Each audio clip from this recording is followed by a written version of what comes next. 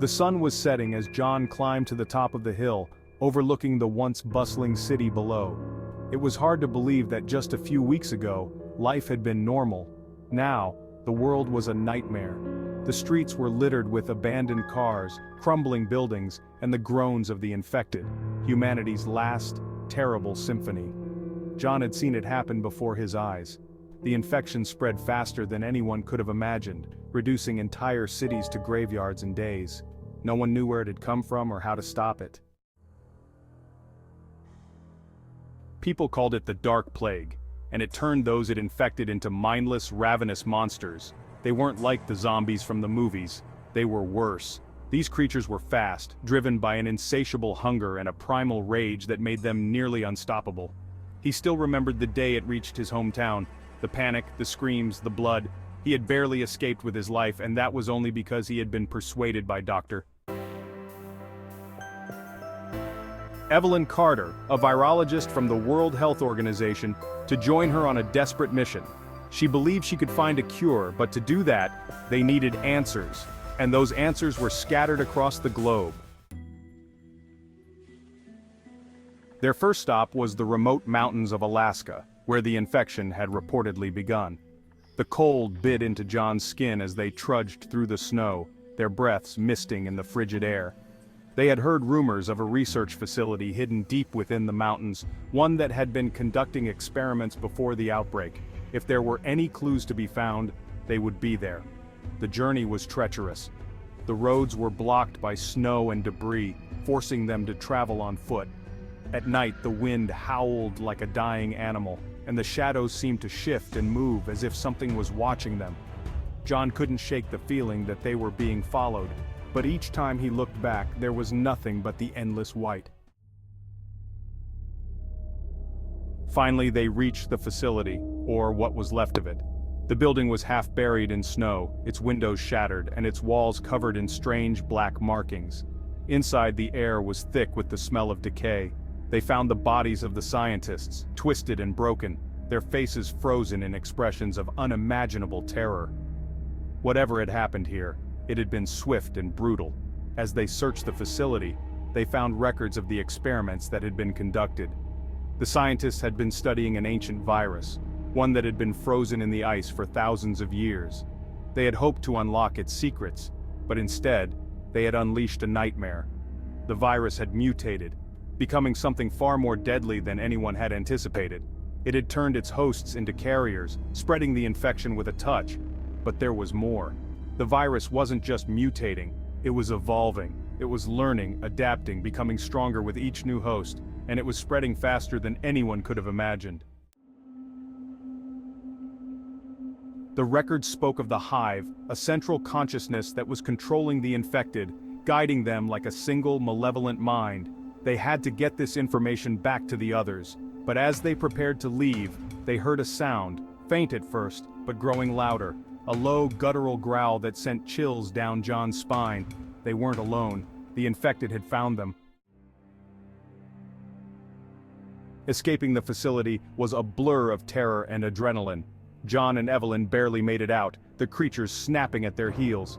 They ran through the snow, not daring to look back, until they found shelter in an old cabin.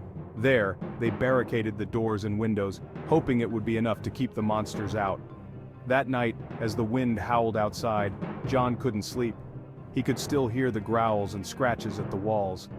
But it wasn't just the infected that kept him awake, it was the realization of what they were up against. The Hive wasn't just controlling the infected, it was hunting them. It knew they were a threat, and it wouldn't stop until they were dead. In the following weeks, John and Evelyn traveled to the farthest corners of the world, each place more dangerous than the last. In the ruins of Paris, they fought off hordes of infected, barely escaping with their lives. In the jungles of Brazil, they encountered new mutations, creatures that had adapted to their environment, becoming faster, stronger, deadlier. And in the deserts of Africa, they discovered that the infection had spread to animals, creating terrifying new predators that stalked the night. Everywhere they went, they found more evidence of the Hive's growing power. It was spreading its influence, creating an army of infected that would soon be unstoppable. And with each new mutation, it was becoming smarter, more cunning. It was only a matter of time before it found a way to control the uninfected as well. Their journey led them to the last stronghold of humanity, a fortified city in the mountains of Tibet. Here, the remnants of the world's governments had gathered, hoping to find a way to survive the apocalypse. But even here, the situation was dire. Supplies were running low and the infected were closing in.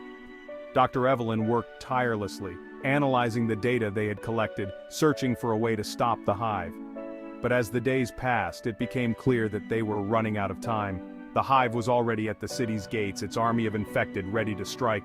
The last remnants of humanity were about to be wiped out. John knew there was only one option left. They had to destroy the Hive, cut off the head of the snake before it was too late. But to do that, they needed to find its source, the place where the infection had begun. The records they had found in Alaska hinted at a location deep within the Arctic Circle, a place where the virus had first been discovered. It was a suicide mission, but there was no other choice. They gathered a small team of soldiers and set out for the Arctic, hoping to reach the Hive before it was too late. The journey to the Arctic was the most harrowing experience of John's life.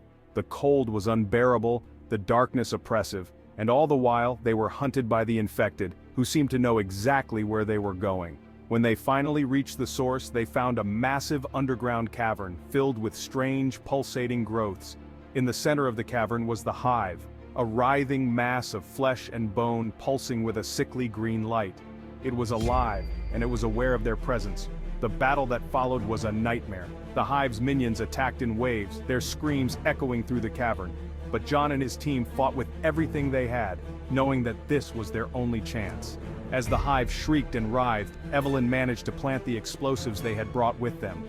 As the countdown began, the Hive let out a deafening roar, and the cavern began to collapse. John and Evelyn ran for their lives, barely making it out as the explosives detonated, sealing the Hive and its minions beneath tons of rock and ice. The sun was rising as John and Evelyn stood on the frozen tundra watching the smoke rise from the collapsed cavern. They had done it. They had destroyed the Hive. But at what cost? The world was still in ruins, and the infection had spread too far to be completely eradicated. But without the Hive's control, the infected would no longer be a unified force. Humanity had a chance to rebuild, to start again. As they began the long journey back to the last stronghold, John couldn't help but wonder what the future would hold. They had survived the nightmare, but the scars would never heal. The world had changed forever, and so had they. But as the first light of dawn broke over the horizon, John felt a glimmer of hope. The world had ended, but a new one was just beginning, and as long as there were survivors, there was still a chance for humanity to rise from the ashes.